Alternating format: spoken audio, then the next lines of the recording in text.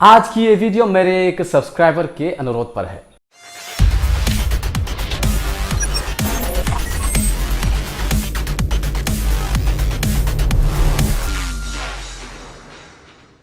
नमस्कार, मैं हूं गजम अरुणाचल इंडिया से। मेरे एक सब्सक्राइबर ने मुझसे दो चीजें जाननी चाहिए हैं। पहली चीज, मिनिस्ट्री ऑफ यूथ अफेयर्स और स्पोर्ट्स कैबिनेट मिनिस्ट्री के अंदर क्यों नहीं आती। दूसरी चीज, काउंसिल ऑफ मिनिस्टर और कैबिनेट मिनिस्टर्स में क्या अंतर है। तो आज की ये वीडियो इन्हीं मुद्दों पर है।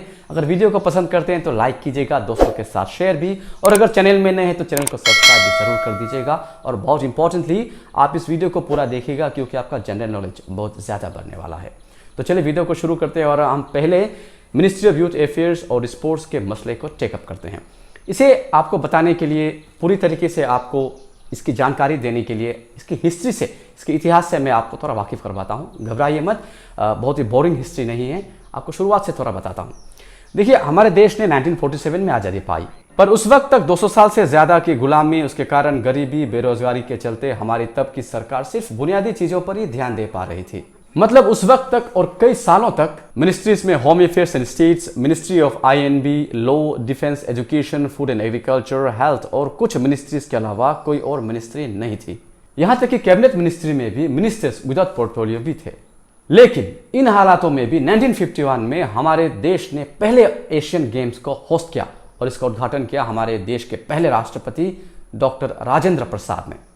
फिर 1982 में हमारे देश को एशियन गेम्स होस्ट करने का दोबारा मौका मिला और तब की सरकार ने खेल जगत की ज़रूरतों को देखते हुए एक डिपार्टमेंट की, एक विभाग की स्थापना की जिसका नाम रखा गया डिपार्टमेंट ऑफ स्पोर्ट्स। और यही डिपार्टमेंट देश में, पूरे देश में चल रहे स्पोर्ट्स एक्टिविटीज़ को संभालते थे। 1985 को यूनाइटेड नेशंस ने इंटरनेशनल ईयर ऑफ यूथ घोषित किया। अब इसके मद्देनज़र हमारे देश के सरकार ने डिपार्टमेंट ऑफ स्पोर्ट्स के नाम को बदलकर department of youth affairs and sports रखा और तभी से ये यूथ अफेयर्स और स्पोर्ट्स की एक्टिविटीज़ को संभालने लगे। और 2000 में, साल 2000 में 27 मई 2000 टू बी एग्जैक्ट, इसे एक सेपरेट मिनिस्ट्री बनाया गया। और बाद में इस मिनिस्ट्री के कामों में सरलता लाने के लिए 30 अप्रैल 2008 को इस मिनिस्ट्री को दो विभागों में बांटे गए, department of sports and department of youth affairs. आइए अब उस सवाल के जवाब को सुनते हैं। ऐसा नहीं है कि मिनिस्ट्री ऑफ यूथ अफेयर्स और स्पोर्ट्स को कैबिनेट मिनिस्ट्री नहीं मिलती, कैबिनेट मिनिस्ट्री मिलती है, बल्कि शुरुआती दिनों के 6 मिनिस्टर्स कैबिनेट मिनिस्टर्स ही थे। इसके अलावा हमारे भूतपूर्व प्रधानमंत्री डॉक्टर मनमोहन सिंह भी प्राइम मिनिस्टरशिप के चार्ज को संभालते हुए, इसके प्रभार को संभालते हुए sports minister, youth and affairs and sports minister भी रहे हैं। मणिशंकर अय्यर साहब भी कैबिनेट मिनिस्टर थे। फिर उसके बाद MS गिल, अजय माकन, जितेंद्र सिंह कांग्रेस के, सर्बानंद सोनोवाल, फिर जितेंद्र सिंह बीजेपी के, अजय गोयल, राजवर्धन सिंह राठौड़ और हमारे किरण रिजिजू साहब तक इस मिनिस्ट्री के minister of state with independent charges रहे। और फिर इस बार मोदी 2.0 की सरकार में अनुराग ठाकुर को मिनिस्ट्री ऑफ यूथ अफेयर्स और स्पोर्ट्स के कैबिनेट मिनिस्टर बनाए गए हैं। तो ऐसा बिल्कुल नहीं है कि मिनिस्ट्री ऑफ यूथ अफेयर्स और स्पोर्ट्स को कैबिनेट मिनिस्ट्री नहीं मिलती है। मिनिस्टर चाहे जो कोई भी हो, वे काउंसिल ऑफ मिनिस्टर के हिस्से होते हैं और किस इंडिविजुअल को किस तरह का चार्ज देना है ये ज़्यादातर प्राइम मिनिस्टर के डिस्क्रिप्शन के ऊपर डिपेंड करते हैं। हम आगे council of minister, cabinet minister और बाकी मिनिस्टर ऑफ स्टेट्स के डिफरेंसेस और सिमिलरिटीज़ को समझेंगे। फिलहाल चलिए हम ministry of youth affairs and sports को और थोड़ा डिटेल में समझते हैं। जैसे कि मैंने बताया, 2008 में इस मिनिस्ट्री को दो विभागों में बांटे गए थे, डिपार्टमेंट ऑफ यूथ अफेयर्स और डिपार्टमेंट ऑफ स्पोर्ट्स। ये दोनों विभाग एक दूसरे से जुड़े हैं, लेकिन इनके काम करने के तरीके, ऑर्गेनाइजेशंस और जो प्रोग्राम्स हैं वो थोड़े से अलग हैं, एक दूसरे से थोड़े से हटके होते हैं। दरअसल यूथ अफेयर्स डिपार्टमेंट एक फैसिलिटेटर की तरह काम करता है। मतलब ये युवाओं को स्पोर्ट्स और बाकी एक्टिविटीज़ में आगे लाने के लिए बाकी विभागों से, जैसे हेल्थ एंड फैमिली वेलफेयर हो गए, एजुकेशन, एम्प्लॉयमेंट एंड ट्रेनिंग हो गए, इन जैसे विभागों से, इन जैसे मिनिस्ट्री से ये कोऑर्डिनेट करके काम करता है। यूथ अफेयर्स के दो मुख्य ऑर्गेनाइजेशंस हैं, नेहरू युवा केंद्र और Rajiv Gandhi national institute for youth development. तो चलिए यूथ अफेयर्स के प्रोग्राम्स को भी लगे हाथों जान लेते हैं। जरा गौर से नोट कीजिएगा, ये आपके जनरल नॉलेज के लिए बहुत काम आने वाला है। इनके कार्यक्रम में, इनके प्रोग्राम्स में राष्ट्रीय Yuva Sashaktikaran Karyakram, national programme for youth and adolescent development NSS, national youth corps, international youth exchange programme, national youth festival, urban sports infrastructure scheme, Panchayat Yuva Krida Khel Abhiyan, the Bharat scouts and guides और यूथ हॉस्टल्स। यूथ अफेयर्स के कई awards भी हैं, Tenzing Norgay national adventure award, national youth award, NSS award, NYKS award इत्यादि। Sports विभाग के भी अपने ऑर्गेनाइजेशंस हैं। Sports authority of India, national sports university, Lakshmi Bai institute of physical education, national dope testing lab और नेशनल एंटी डोपिंग एजेंसी।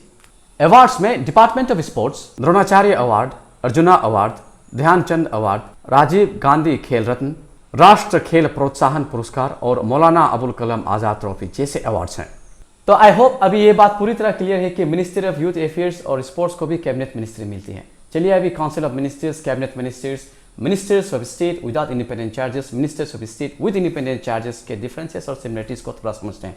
ये concept बहुत ही simple है, आराम से समझिएगा। देखिए हमारे कॉन्स्टिट्यूशन के अनुसार जितने लोकसभा की टोटल मेंबरशिप हैं, उस मेंबरशिप में से सिर्फ 15% लोगों को ही काउंसिल ऑफ मिनिस्टर्स में शामिल किए जा सकते हैं। और हमारे मौजूदा लोकसभा में और खास करके 7 जुलाई के रिशफलिंग के बाद 78 लोगों को काउंसिल ऑफ मिनिस्टर्स में शामिल किए गए हैं, जिनमें से 30 को कैबिनेट मिनिस्ट्री दी गई है, 45 अन्य को ministers of state without independent charges और 2 को minister of state with independent charges दिए गए हैं। आइए इनके फर्क को जरा बारीकी से समझते हैं। जैसे कि मैंने पहले भी बताया, मिनिस्टर चाहे कोई भी हो, चाहे वो कैबिनेट मिनिस्टर हो या minister of state with independent charges हो या minister of state without independent charges हो, ये सारे काउंसिल ऑफ मिनिस्टर्स के ही हिस्से होते हैं। काउंसिल ऑफ मिनिस्टर्स में से ही कुछ लोगों को चुनकर ये अलग अलग चार्जेस दिए जाते हैं।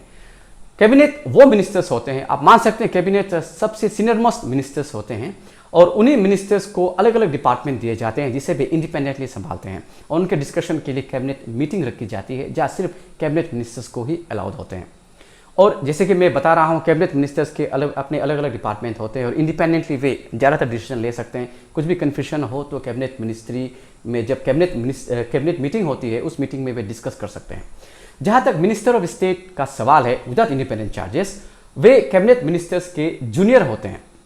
अब ये जूनियर होने के नाते कैबिनेट मिनिस्टर को हेल्प करते हैं और क्योंकि कैबिनेट मिनिस्टर जो उनका सीनियर है वो कैबिनेट मीटिंग्स में अटेंड करते हैं, कैबिनेट मीटिंग्स को अटेंड करते हैं, तो इन जूनियर मिनिस्टर्स को कैबिनेट मीटिंग को अटेंड करने की ज़रूरत नहीं पड़ती। जहाँ तक minister of state with independent charges का सवाल है, हालांकि इनकी रैंकिंग कैबिनेट मिनिस्ट्री जितनी नहीं है, लेकिन ये भी कैबिनेट मीटिंग को उनको निमंत्रण देने पर अगर वो मसले अगर उनसे जुड़े हों तो उनको आमंत्रित कर उन्हें कैबिनेट मीटिंग में बिठाया जा सकता है। ये भी कैबिनेट मीटिंग अटेंड कर सकते हैं। और सबसे बड़ी बात, इनके ऊपर कोई भी कैबिनेट मिनिस्टर नहीं रहते, ये सीधा प्राइम मिनिस्टर को रिपोर्ट कर सकते हैं। तो I hope the council of ministers, cabinet ministers और minister of state with independent charges, minister of state without independent charges को आप लोग बारीकी से समझ गए होंगे, बहुत अच्छी तरह समझ गए होंगे। अगर आपके मन में कोई भी सवाल हो, जैसे कि मैंने बताया है, फिर भी कोई भी सवाल हो तो आप मुझसे कमेंट कर ज़रूर पूछ सकते हैं, जवाब तो मैं लाऊंगा ही। तो आज के लिए इतना ही। देखते रहिएगा वीडियो, लाइक कर दीजिएगा, दोस्तों के साथ शेयर, और चैनल में नए हैं तो सब्सक्राइब भी ज़रूर कर दीजिएगा। जय हिंद।